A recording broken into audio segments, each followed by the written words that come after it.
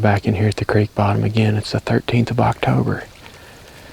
Every time I come in here hunting these bucks, I'm expecting that we're going to booger everything, but last night, once again, we were able to get out here clean, I think.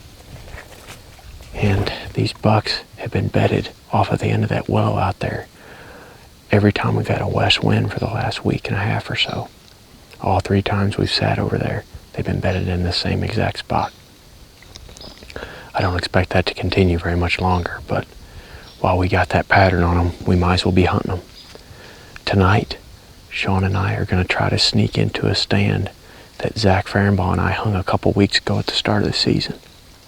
The reason why I haven't hunted this stand yet is because it's right in the middle of that island that you'll remember several of these bucks came out of the first night we were set up here, about a week ago. So it is super risky. We don't have very much wind right now at all. It's just lightly fluttering out of the south.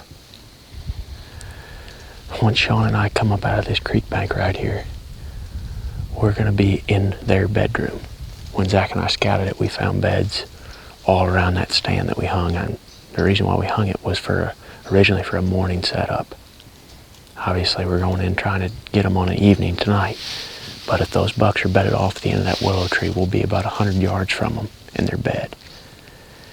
And last night, that big 10-pointer went straight into that little island off of a point. I think there's a scrape or something over there.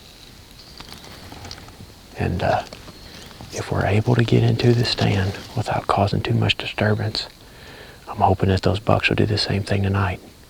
We're just gonna keep trying them in here as long as they're here. Might as well hunt them. Public land, things change fast out here.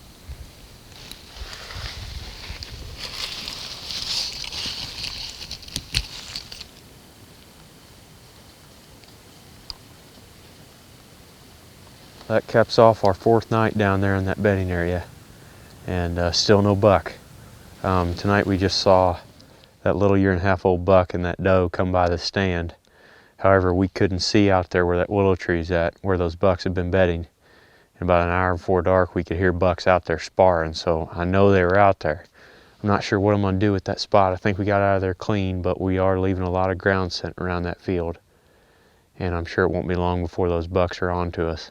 So I may give this one a rest for a couple weeks and start pecking around these other ones. That way we know more what's going on the public land big picture as we get closer to the rut.